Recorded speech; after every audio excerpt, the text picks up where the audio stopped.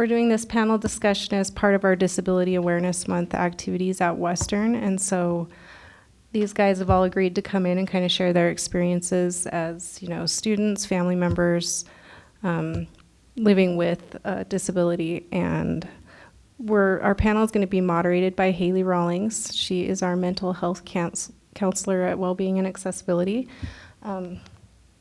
So I'm going to let her take it away with some questions. Awesome. Thanks, Linz. I'm so excited to be here with you guys. Our last panel was just so much fun. I learned so much from all of you, so we're really grateful to have you all back. Also, my younger sister is going to come, but she's going to be a little bit late. So we've got one extra chair for her, and she's here to talk about mental health. I can't tell you how anxious she'll be that you saved this chair for her. But I just want to start with like a little bit of an introduction from all of you.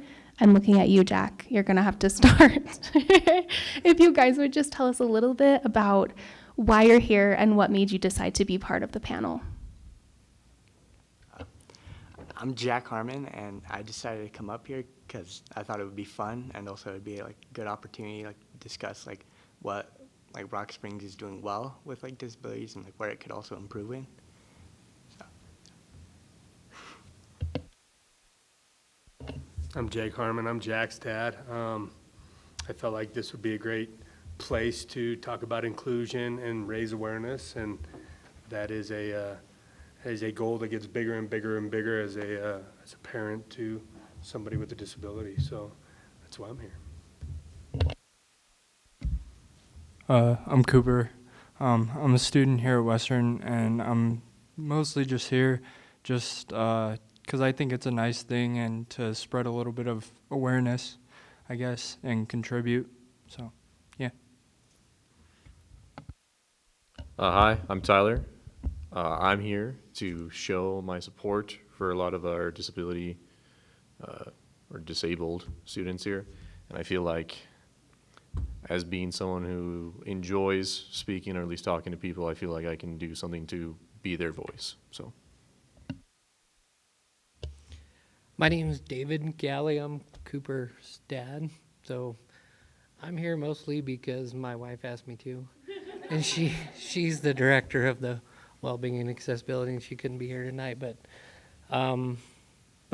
for a lot of the same reasons, just to maybe help people understand some of the, and raise awareness for, you know, some of the inclusion and accessibility issues that people with disabilities deal with on campus and or just around our community every day. Amazing. I love how you guys so carefully all hit your buttons. You just are doing amazing. Thank you so much for coming. Hayden Rawlings is my sister. She's going to be joining us, and she is actually at the library right now where she works, but she's going to come talk a little bit about mental health. I think she particularly had some experiences as a student here at Western and could have some really good feedback on how to help people who are navigating mental health concerns. So hopefully she'll make it. So Cooper, you're going to be like, you started with me last time, but I'm going to start with you again. So we were wanting to know a little bit about your disability, and then what are some positive aspects are there to your disability and how it has impacted your life in general? My disability is cerebral palsy. It affects like my physique, so my legs and my walking, and positivities. There's actually a lot. In a weird way, I kind of love it. Like it just, I don't know. In an odd way, like I kind of love it. Like I just think it's like in a weird way shaped who I am, and I'm very grateful for that because like it's, you know, built up my personality and my perception on life. And, you know, my life, to be quite honest, like it humbles me because, you know, I see other things and I read stuff and, you know, it makes me realize that like I'm very lucky. Even though I have my struggles, I'm very lucky to be where I am and to have the opportunities that I've had. And yeah. I love that. I also love David. I noticed when he says it's become a huge part of who he is, you just got like the biggest smile. Can you tell us more about that? Yeah, Amy and I always have discussed throughout life, like if this would have happened to one of his brothers, it could have been devastating for them.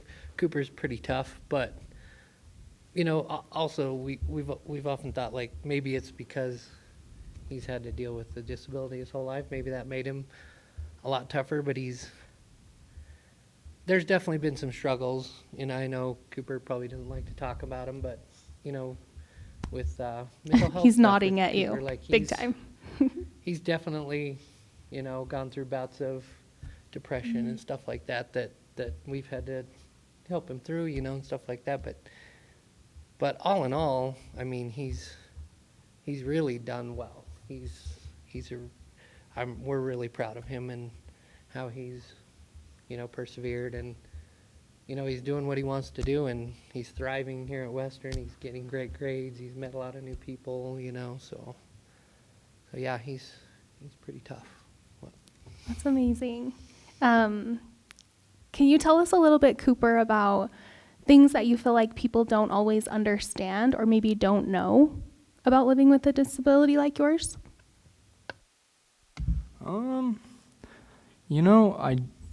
I don't know, to be honest. I think people try to understand as much as they can and as much as you let them. So, I mean, I think sometimes they believe, like, they're always like, they'll try to be like helpful or, cater you, and in like their heart's in the right place a majority of the time, like 99.99% of the time. their heart's in the right place, but I kind of like believe that you shouldn't really do that, like I've always kind of felt like no matter like what disability you have, even if it's something where you can't always advocate for yourself, you maybe rely on like the parents of the person with the disability and let them or the person with the disability kind of judge like what they can and can't do, what their limitations are, that kind of thing. I think that's at least my opinion. I know people have others, but that's my perception of it.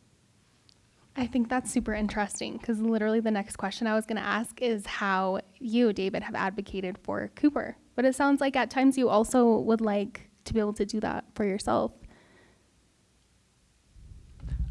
I've always had the freedom to. My parents did very well. That you have credit for that. I was very independent growing up, so I've always been very lucky in that aspect. So what does that mean they did very well? What worked for you? Mostly just like a lot of it was like my parents would mostly just like ask me questions, but they would like push me to do stuff, like they would push me to go out and like do activities or whatever it is. And there was really never here and there, there was like some limitations where they'd have to be like, hey, like this isn't a good idea, that kind of thing. But it was always like they would ask me, like I remember just growing up, like my dad and my mom both like would ask me questions about like, do you want to do this or do you want to like do that, or hey, you should do this, like don't you think? And like my mind would just be blank because I would just be like, yeah, sure, kind of, and just had to figure out that like, okay, I can be very independent, and just as long as I do it myself and just make sure that when I do really need help, I accept it, even though I don't always want to. At times, you have to, I don't know if that answers your question, but yeah, that's my take. Yeah, I think that absolutely answers that question and shows like a lot of your own persistence to figure out how you want to do things in your life. Because I do think, obviously, you're in college now. Like, I don't think you want your parents to be making decisions on your behalf forever. Like, I love that. You advocate for yourself in that way. Yeah, and I definitely think, like, they help me a lot. Like, I ask my mom a lot of questions. Like, I'll be like, hey, should I do that? But every college kid does that. Oh, yeah. Because we're just thrown in, like, this is kind of the start of your adult life, and you just have to figure it out and ask questions and stuff. So, but, yeah. Thank you so much. David, what would you say is like, or are some like unique challenges that you faced parenting? Because like you said, your children are all different, just like everyone's are. But like with Cooper specifically, like what unique challenges did you guys face even just together?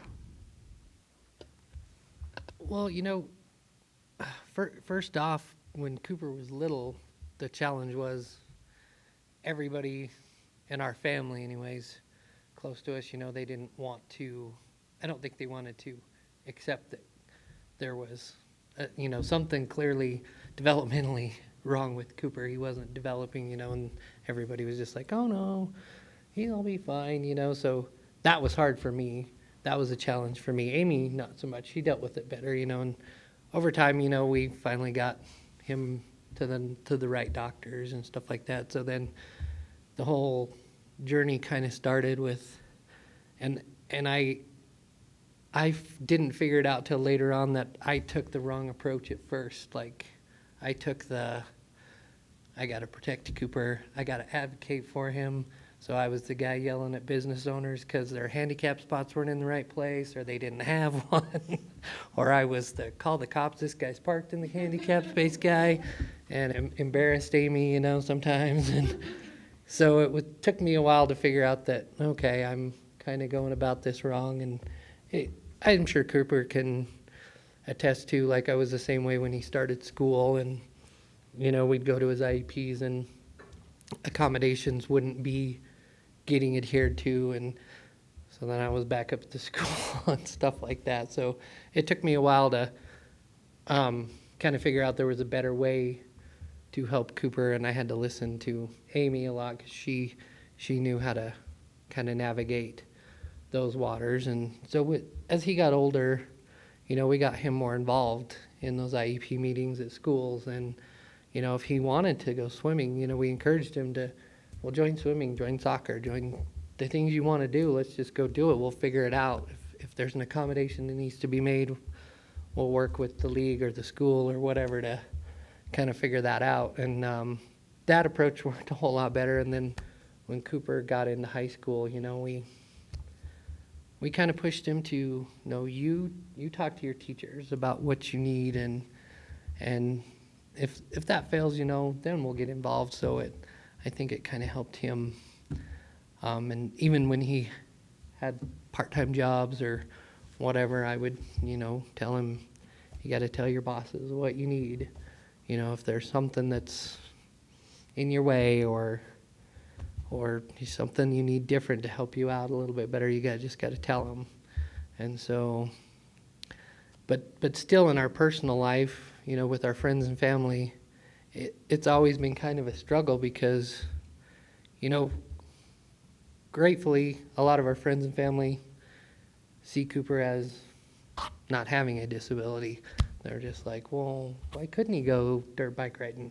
I'm like, well, not a good activity for Coop, and maybe four-wheelers, but not dirt bikes, and things like that but it really surprised me with our family and friends that it took them so long to kind of accept that Cooper, he had the disability, and so there were certain things that we would have to not necessarily not do, but we were just going to have to do it differently, So, but I mean, it's a challenge, definitely, everything, but there's always ways around it. And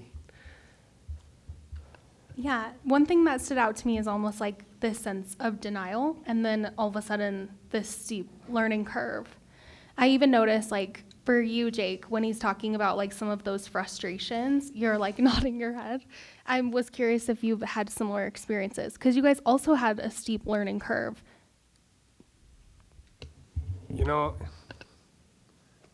I think like in the last couple of years with Jack, it's been, you know, everything's kind of been a season. You know, you have a season of grief, you have a season of anger. Well, I've had a season of grief. I've had a season of anger, and like when he was talking about the handicap spots, or, you know, just mindlessness of the situation.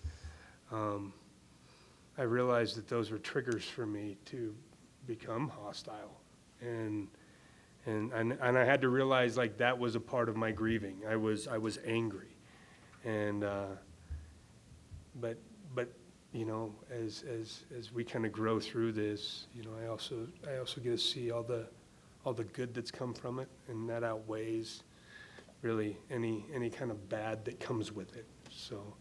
Yeah, definitely. Just see some of the growing pains with Jack. You know, just adults. I think adults have shocked me. You know, I was never aware. There was never an awareness in me of people with a disability until Jack got hurt, and then I became hyper aware, but I was never like discourteous or unkind or anything like that. And I guess that's what's shocked me, is like there are humans out there that are that way. And I think that was probably the hardest thing to kind of accept, right? And to know that I'm not going to be around Jack his whole life to protect him. It's really not my job to go fight all these fights for him either. So, you know, he told me one time a teacher said something to him and really hurt his feelings. And I got a hold of it, and it enraged me. And, you know, he reminded me I didn't have to be mad about it. Like he was letting it go, so could I. So it's kind of, we both learned from each other there. So I noticed a lot of nodding heads. Do you guys have a reaction to that? Like literally all of you are like, yes. I mean, I've never, I mean, it's crazy that you had an experience like that with a teacher. I have had that like once or twice, but usually when I had incidents like with a teacher, it was usually like my fault, because usually I kind of, you know, just like, you know, growing up, like I'd figure out like I can't, like my dad would always tell me like you can't let like people intimidate you. You can't, like, you know, let people pick on you. If somebody's making fun of you, you gotta do something. So, you know, I'd be like, okay, well, I can't beat them physically, so I'd make fun of them right back, or I'd say like stuff, and then the teachers would hear it and they'd get mad, and I'd be like, well, I mean, he started it. What do you want me to do? That kind of thing. I think, you know, as a parent, it's probably tough because, you know, perceptions are different. Like, everybody views things differently, and I think the person, you know, with the disability is a little bit more relaxed, because we know what we need when we need it, right? And parents are in the dark, man. They don't know unless you tell them, or whatever it is that's going on. You know, they know because, you know, you're their child. They know you and all that stuff. But, you know, there's things that they probably, you know, struggle with that we just are kind of like, you know, like, it's okay. It is what it is. It doesn't bother me, that kind of thing. Almost like your parents can't read your mind. Yeah. Jack, Yeah. I'm going to ask you a question. I love how you always get a little bit nervous, like, okay. So I know sometimes you tend to be a little quieter when you have been on our panel in the past. I'm very curious how you advocate for yourself, being someone who is like, you're just so chill. Every time I've talked to you, very chill. So how do you kind of stick up for yourself, advocate for yourself? Kind of depends on the situation, but like And like in terms of like accessibility, I have a hard time advocating for that because I'm not trying to like cause problems, and I don't want to be like a burden, I guess. And like I don't want to like cause interruptions all the time for like what I need when everybody else is okay. So it's just like that, and then yeah. Yeah, that does sound kind of like what your dad was describing of you being like, Jack, let it go. I can let it go. Yeah. That sounds very wise. I think people here might not know that you are not a college student. Will you tell us a little bit about you? Oh yeah, I'm in high school. I'm a junior, and I got injured right after freshman year, like day after, like when we got out. So That sounds pretty wise for a high school student to be like, okay, like not everything has to be this big battle. Hayden, do you want to introduce yourself? I'm so sorry. I know it's like your worst nightmare to be late and have anxiety. So press your button, and then when you're done, you can turn it off. Hi, my name's Hayden. Tell us about yourself. Like what? Just what you're here for. I'm here to talk about mental health, I guess. Haley's my sister. She's my older sister. I'm 25. I went to school here a few years ago. Now I work at the downtown library on C Street in youth services. So why did you decide to come to the panel today? Besides that I said, please, please, please come. Because mental health is important, and we don't have a ton of resources in our area, but the ones we have, especially in our area, I think are pretty good. I think it's important that we support them as much as we can, because I think the people we have in our area need them as much as they can get. I just ran up the stairs. I'm so sorry. Like I said, it's like her worst nightmare to have to walk across a room full of sitting people. That's awesome. Okay, Jack, I have a question for you. I was like, we're brainstorming. What do you love to talk about? And we were thinking about your recreational activities. So we're curious how important recreational activities have been as you have like recovered from your accident and kind of like adjusted to living life with this disability that was really unexpected. Honestly, it's been like a big deal for me, because before I was injured, I was like pretty active. I was on the hockey team, and then kind of like I like to hang out with friends and just like goof around with them. And once I got injured, like when I was in the hospital, I was remember thinking like I'm not going to be able to do that anymore. But like once I started like learning more about my disability, once I started like learning what I can and cannot do, it like helped a lot. Like how the college here like made that accessible bike trail, and yeah, and how the golf course has a cart like made for people like me, kind of. So it's like been a big deal for me. It's just kind of been life-saving. You almost sound surprised that they have that. Oh, I was. How did you learn about it? So when I got back, there was like a fundraiser thing, kind of. Well, like a welcome back party, kind of. And the golf course said that they have they reached out and said that they have a cart that I can use. So we kind of had like a big golf tournament thing. Yes. Yeah. And you were probably so stoked. Yeah. So for you, Jake, we're kind of curious a similar thing. Like it sounds like you've really described almost like this sense of despair. Like things have changed, we're not gonna be able to do the same things. And then here you are doing like way more than like I've done. Like all of these things that really freak me out. Like skiing, all these things you're describing. So like how has that been a part of like this adjustment and like recovery period? You know, when we went to Craig Hospital, and I think to do so was just, it was a blessing, because the amount of time I got to spend with Jack was fantastic for me.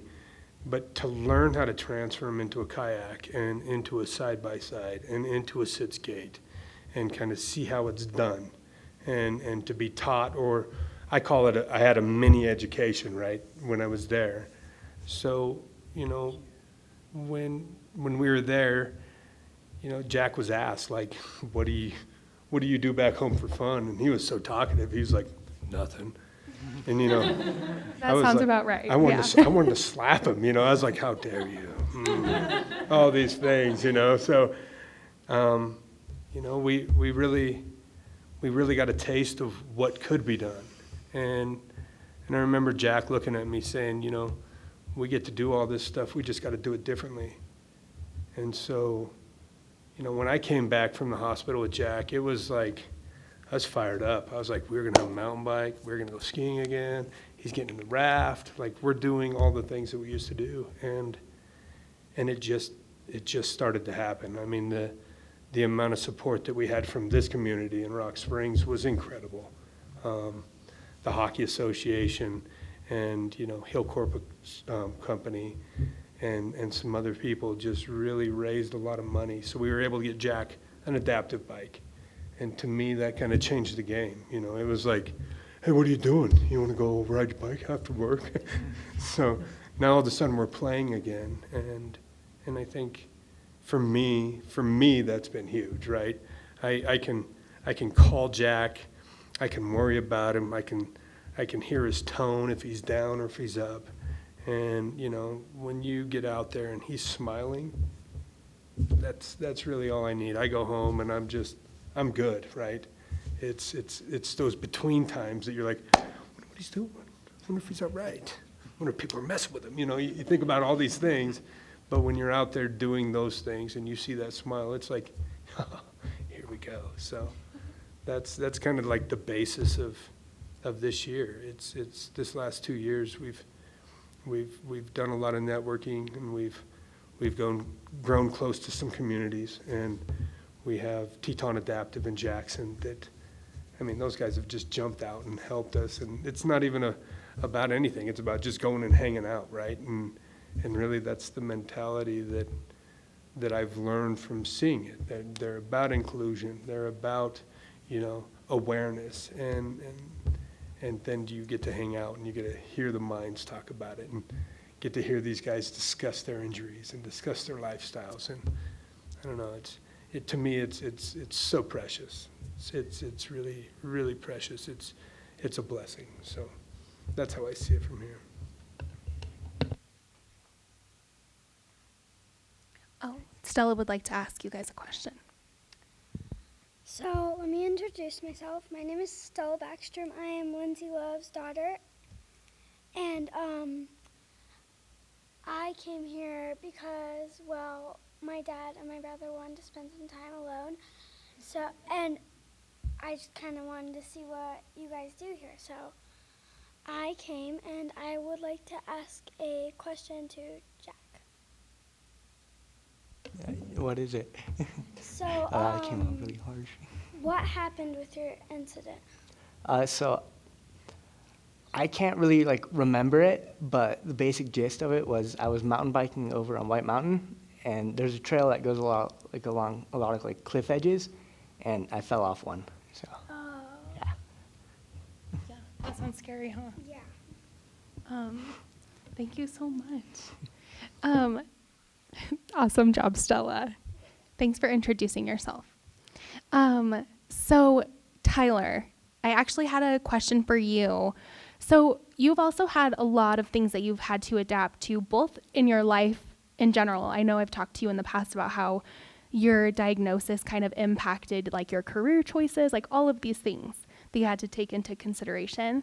So, can you tell us a little bit about you, but then also kind of some of those kind of like changes that you've had to make personally, some things you've had to take into consideration? Absolutely. So just making sure I don't see my sister and my brother. But I was always kind of the odd one out of the family. I was left-handed. I was nearsighted for the most part. That was mostly due to the diabetes. Obviously, I was diabetic. That was another thing. And just my general attitude. I just saw things in a different light. So when I was first diagnosed, it was kind of that eye-opening when I first came to that conclusion that I am different.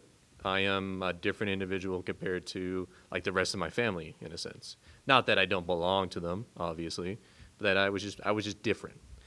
And I think that really unique perspective helped me to kind of see that there is just so much more to life than just what's around me. Because for the longest time, I was completely ignorant of the idea of insulin in general. The thought that this one little, hormone in your body could stop your entire existence effectively was insane to me. So I think that really what influenced me to start to look at how is this stuff made, how are chemical reactions happen, why do things work the way they work, and I think that's really what influenced me to ultimately become an engineer, as well as just the general cost of being diabetic. But apart from that, really, when I had that moment and that clarity, kind of in those developmental years, I think that's when I really decided that, hey, I am different and it's for a reason. So, taking into account cost, because insulin can be so expensive, it almost sounds like your career path has really been dependent on you being able to provide for yourself and your overall health. Yeah, no, like I said, I was interested in a lot of things. Engineering, that's the major I'm actually going for. Wasn't necessarily like always the one I was focused on, but it was always something that I was interested in. And a lot of the staff here at Western have been really nice, been really kind, and they've always kind of given me their unique perspective of their field of study or just general fields of study. And when you kind of look at engineering in general, it's a very hodgepodge of both your math, your chemistry, your science, all these kind of degree pathways that I enjoy, all kind of mashed up into one with that generalist viewpoint of everything. And I think that's a really good way to describe me, as sort of like not a master of one, but a trade of all. I forget the exact saying, but yeah, jack of all trades. So I think that's really what best describes me, is that I like to be prepared. I like to be multidisciplined. I like to know a ton of things. Just not because I don't think that I would never like use one or that I would always have to be prepared, but I enjoy doing it at the end of the day. I enjoy it. It's fun. There's nothing really else to say. That's awesome. Thank you. So, Hayden, it sounds like for you, Tyler, your experience, you really kind of tried to be really accepting of yourself, kind of all-encompassing of your holistic self. And Hayden said I can ask her anything I want. So, you learned about your mental health struggles really the hard way with like no information. So that wasn't necessarily the most positive experience. Can you tell us a little bit how you've kind of learned to cope with mental illness? How much detail do you want? Whatever you feel like sharing.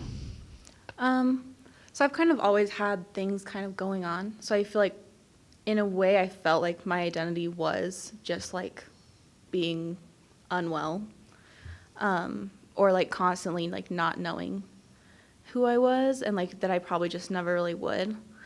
And I think for a lot of time I felt like I had to be very alone just because I like had to protect other people from who I was.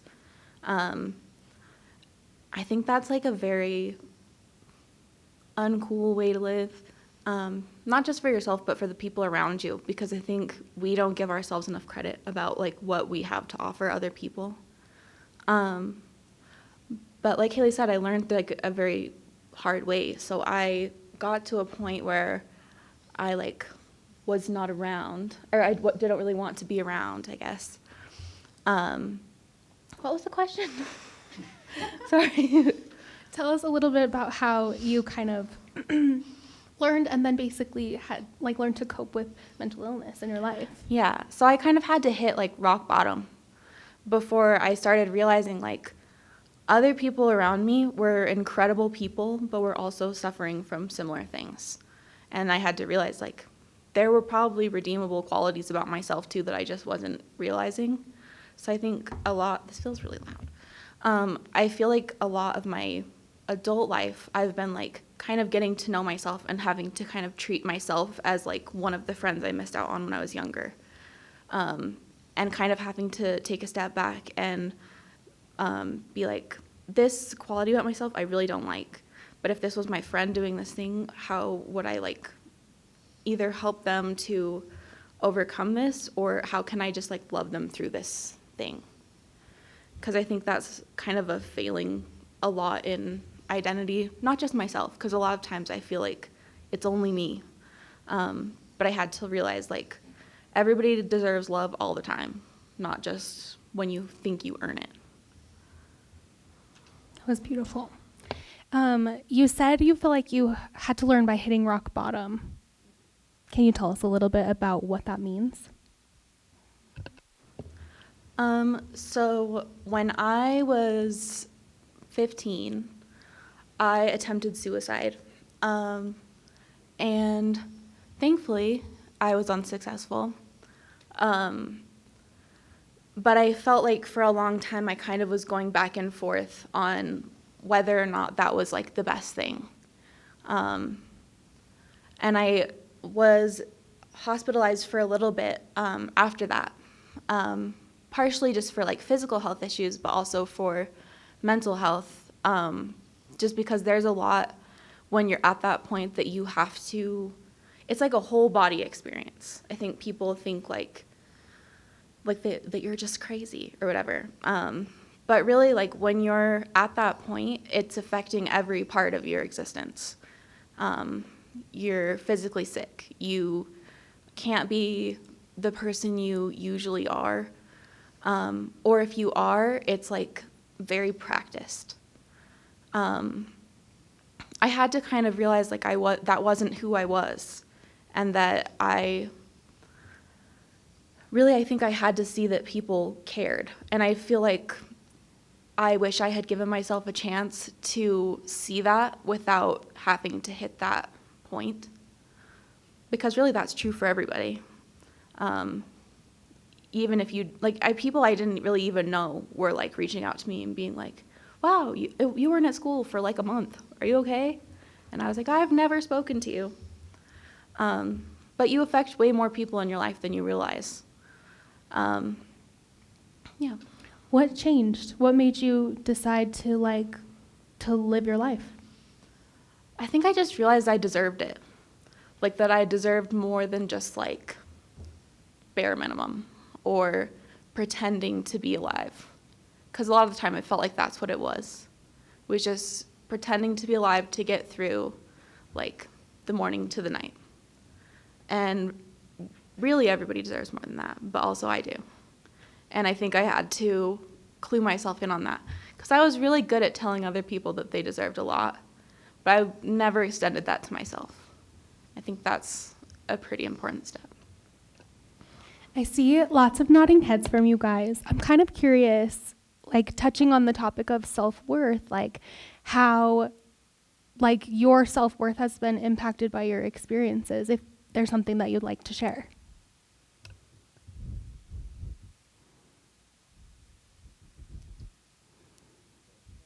I got something real quick. I think especially for me, my father, I love him, but he's always had this outlook that me as especially when I was younger, was that me having stress was not physically or mentally, it wasn't possible because I didn't have to pay bills. There wasn't other things I had to worry about. I didn't have a family, anything like that.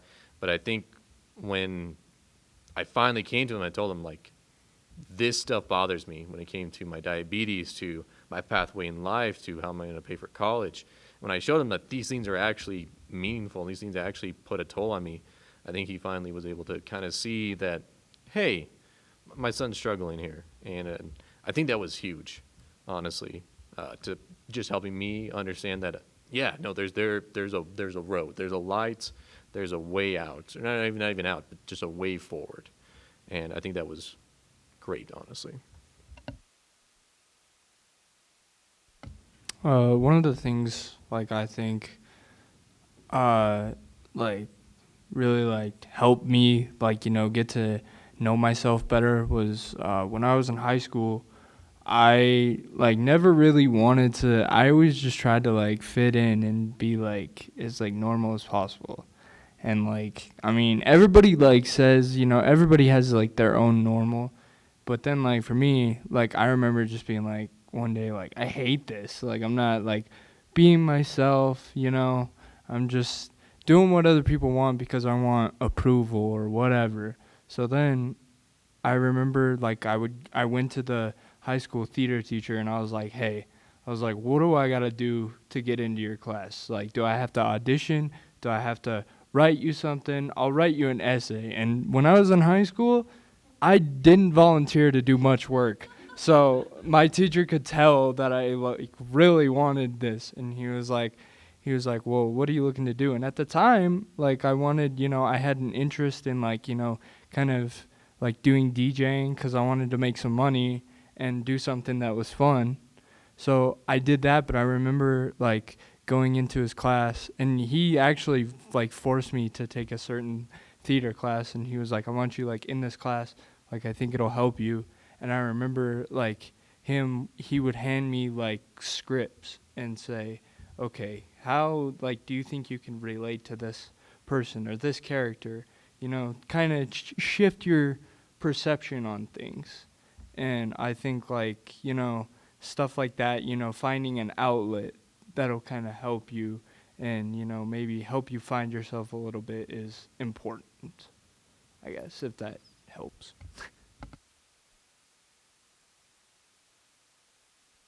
I love that. Thank you. There's almost a sense of kind of coming into your own. I don't see you, Jack, shrugging and seeing if your dad will say something before you. You're never going to come back because I called on you so much last time and this time.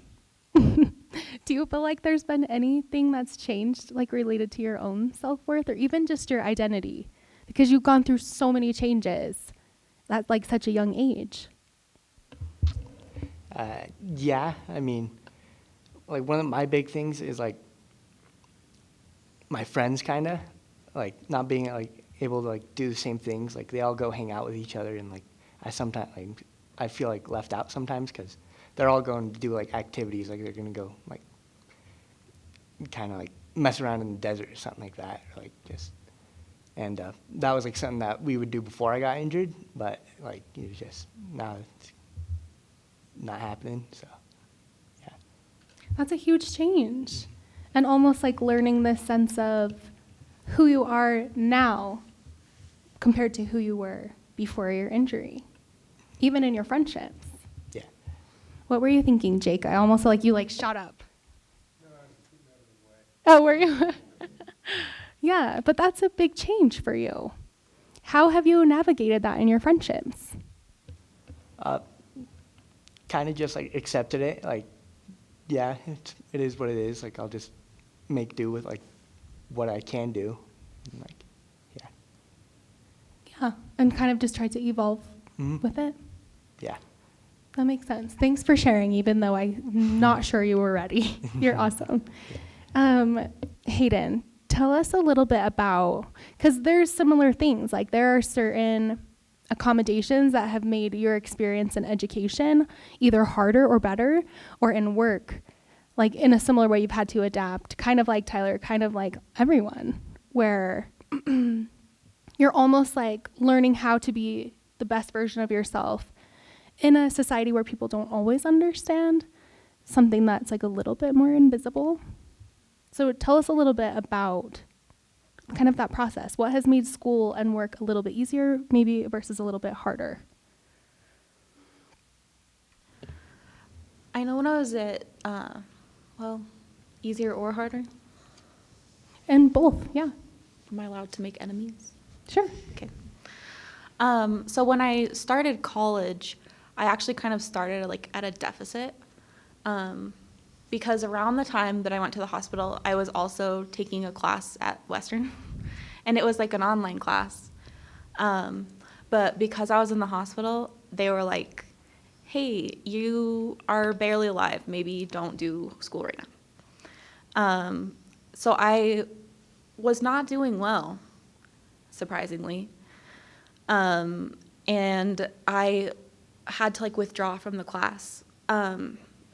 all of my doctors in the hospital and like my therapist at the hospital, my therapist at school, my personal therapist, wrote letters to the college saying like, hey, can this be dropped from her transcript? So when she starts college officially, it's blank. And it doesn't say like, hey, like she failed her first class and has a 0-point grade average.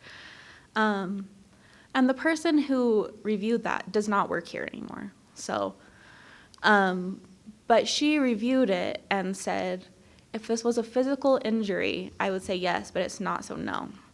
So I started college with a 0-point grade average and an F. So I should have had a 4.0 my first go around. I have to clarify for you. Yeah. You were a high schooler taking an early college class. Yeah. I don't want people to forget yeah. that, because I was actually really cool that you got into a college class. Yeah. But then because you were not feeling well, obviously it wasn't the best time to excel in a college class. Right. So really you were actually like ahead until you started feeling unwell. Yeah. Just had to clarify, guys, because it's awesome. She's my lawyer, actually. In more ways than one, actually. But should I tell that story? No, you talk about you. Okay. So I came to school and I had a 4.0 my first semester, but then also combined with my official first semester, it was like my overall grade point average was way lower. And so I, aka Haley, argued that, and they changed it to an incomplete, but because of the policy, it couldn't be removed. So that's still there. And I did other things to like boost it after that, but it was really frustrating to go in as like a 18-year-old and be like, hey, this thing happened when I was 15 and like in the hospital, and now I like have negative grade point average. How could they have better supported you in that moment? It's hard because I don't want to be somebody who's like, I need special treatment, but also accommodations aren't really special treatment. It's like, hey, I would like to be like at ground zero. So like just being able to say like, hey, like you physically were incapable of working on that. You were like doctor's orders not allowed to. Just saying like, hey, you were also 15. We'll get rid of that and they'll let you start fresh. That would have been great. Or even just finding a way for it to not like count against me would have been fine, and still showing that I took the class. That's fine. But instead I went into it, and it was a Spanish class. I literally forgot everything in Spanish after that. I feel like it was traumatic. And I never took another Spanish class. So. It's not too late.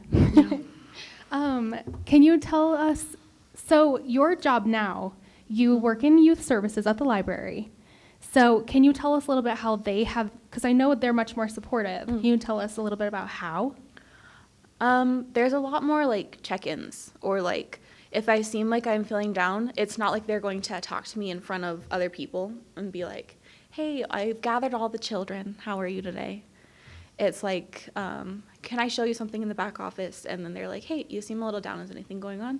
And if I'm like feeling really anxious about something, like we have to do story time, which I don't have to. It's kind of a privilege. But I'm really bad at like giving presentations and like speaking in front of people.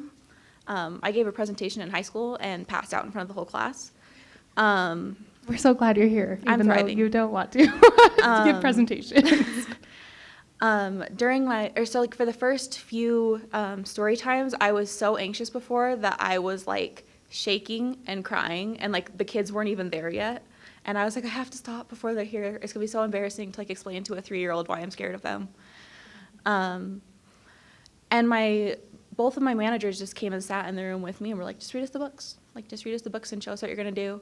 And they were like, what can we do to help you? Like, will it help if we sit in the room with you for your first few? Like, what can we do to support you? And it was like, no judgment, no wanting you to feel embarrassed, no shame about it. Like, just what can we do to support you? And it was really nice. And they still do that. Like, before I have one, they're like, what can we do today? Or they make sure that I have work the day before so I can go in and set up the day before, and I can make sure I take my books home the day before, run through them. They just make sure they do everything they can to make sure that I feel supported before I do something that's scary. So almost just like little things. Yeah. Little things to make you feel prepared and confident. Mm-hmm. So I want to expand this question out to you, the rest of you on the panel. We're really wanting to know, because we do want Western to be a positive experience for students where they do feel like there's accommodations and support. What are some changes, or even just one change, that you would like to see at Western for it to be more accommodating here?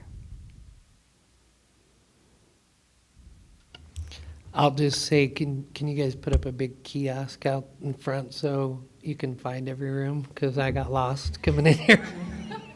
Raise your hand if you got lost coming in here. So a decent amount. Good feedback, David. Thank you.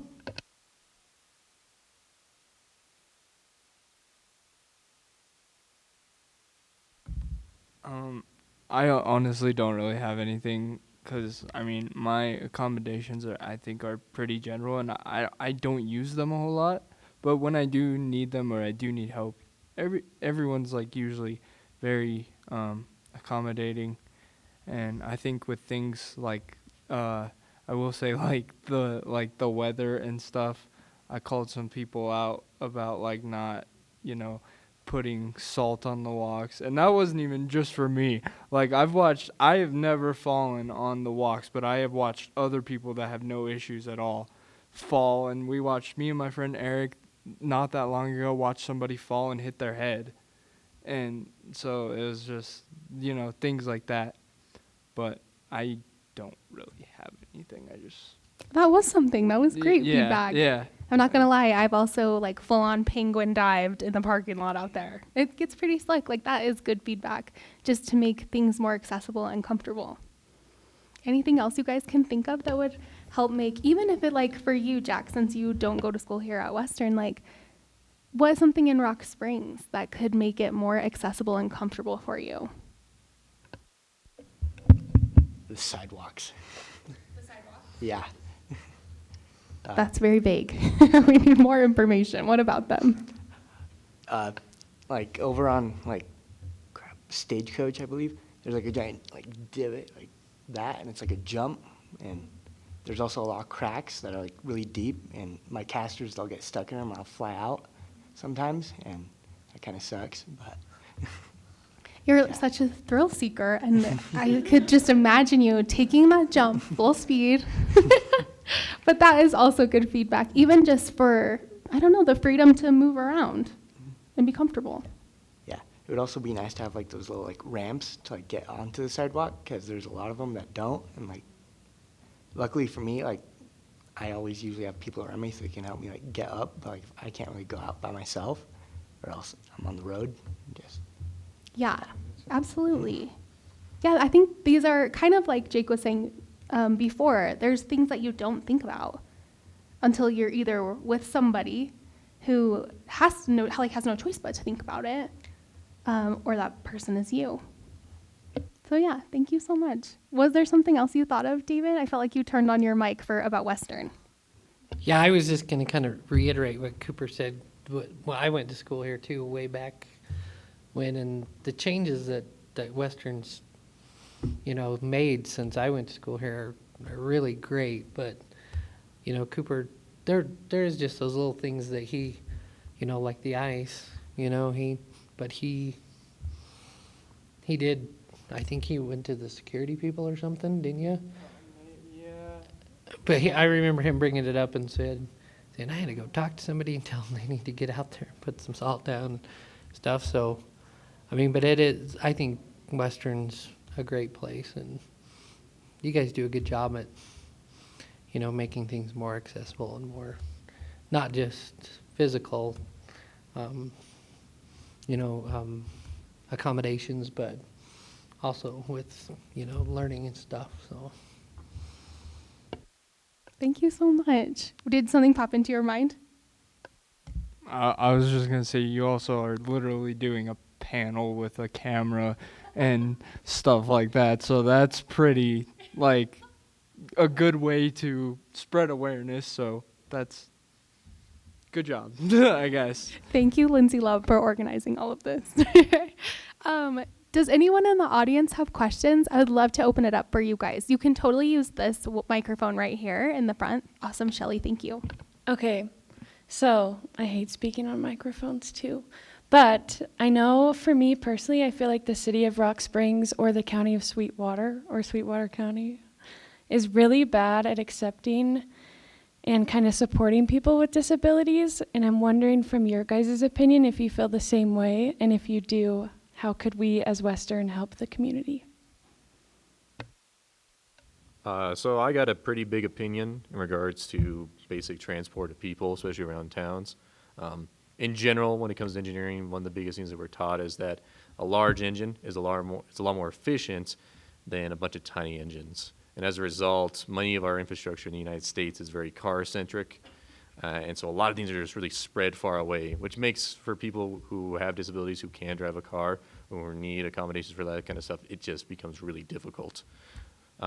So in general, I advocate heavily for public transportation. I advocate for smaller, more enclosed cities to allow people to actually live and breathe through them. Because otherwise you end up with this, hellscape that is, the HO or the suburbs and your HOAs and all that kind of stuff. So.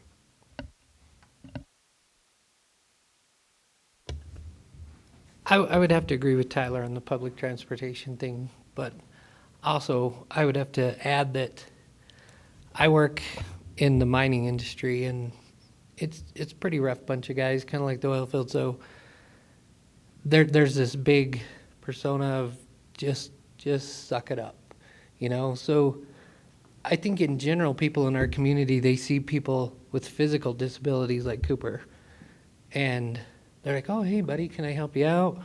What do you need help with? But they don't always recognize people who might be struggling with something that's not so obvious to them, and they're not very accepting. They're not very compassionate. And I used to be one of those guys 25 years ago, but I've learned a lot over the last 25 years. So I would have to say that there may be some way that Western could help out. You guys could help out with educating the community. I don't know, for mental health issues and, things like Tyler's dealing with. Because I know I work with a lot of guys that are just like, oh, quit being a baby, and then I'm the guy that's always saying, no. Wait a minute. So I think there is a big need in this community for education of that kind. So people, can maybe be a little bit more compassionate.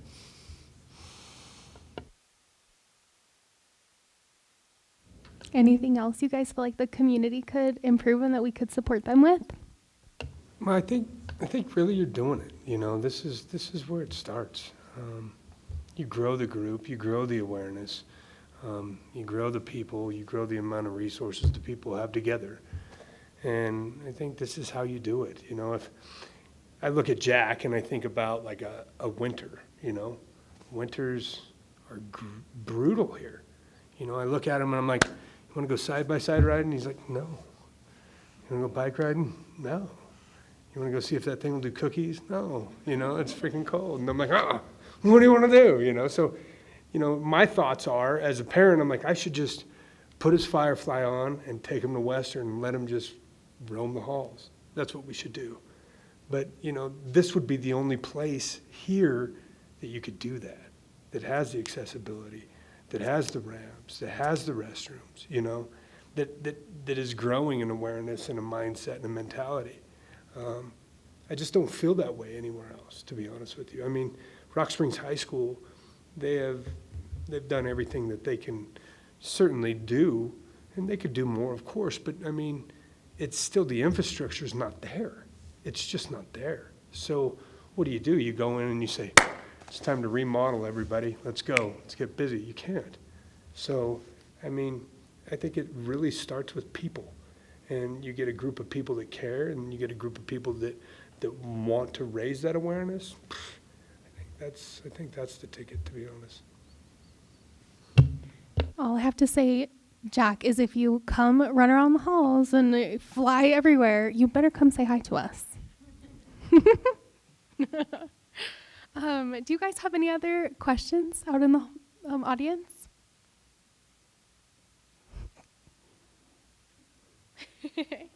Sorry, I have another follow-up for David.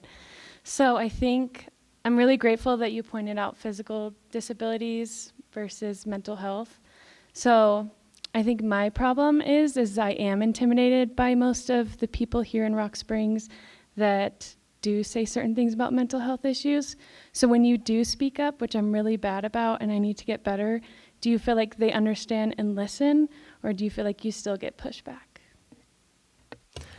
I still get pushback, but you know, I know exactly the guys that are going to push back when I'm having those discussions at work. It's a little bit tougher out in public when I see somebody acting ignorant and I can't stop myself from saying something to them. You never know how it's going to go. You know, they're not, and I would say, you know, probably 50% of the time you get pushback, you know, because there's just, I don't know, I feel like there's a lot of guys in this community, especially, that are just feel like they got to maintain that tough guy persona, you know, and so it's kind of difficult to reach them. I have personal friends that are kind of that way, that they love Cooper but then they'll turn right around and badmouth somebody else, and I'm like, well, wait a minute, you know, you wouldn't do that or say that to my kid.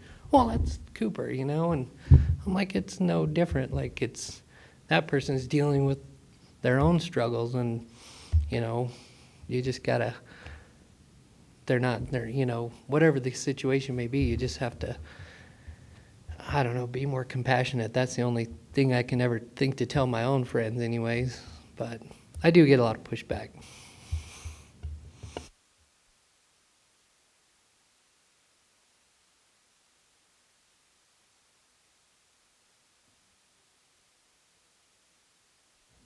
So I was going to ask Jack, right? So you talked about the Teton accessibility. What is it called? The Teton, yeah, Teton adaptive. So have you gone to the, because I went, it was 2 years ago, I went to their bike festival on Labor Day, and they had they had Teton adaptive there with their wheelchairs. Have you gone to that? I went there, was it this year? Last year, yeah. And yeah, so I went there, and they have like a bunch of like adaptive bikes, and those are all like really fun to like go on. So. Because when I went there, I thought it was pretty cool that I kind of wanted to try one out, but I was like, I don't want to go up and bother them. But it seemed, because I also mountain bike, and I couldn't imagine not like having an accident and not being able to. It's just, I applaud you. It's I don't know what I would do. It's just, I guess I'm speechless. Yeah. Yeah. But yeah, I just wanted to make sure you knew that, because I thought it was pretty cool. Yeah, thank you. Yeah.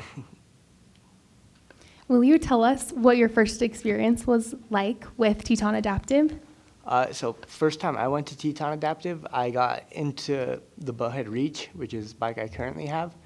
And I was just kind of like learning like how the articulation works, and then like which way I need to like lean when I'm turning. And like, I remember like going down into like this like gutter area kinda, and they were having me go up on like the side of it and like back down. And I just remember falling on that like several times and just.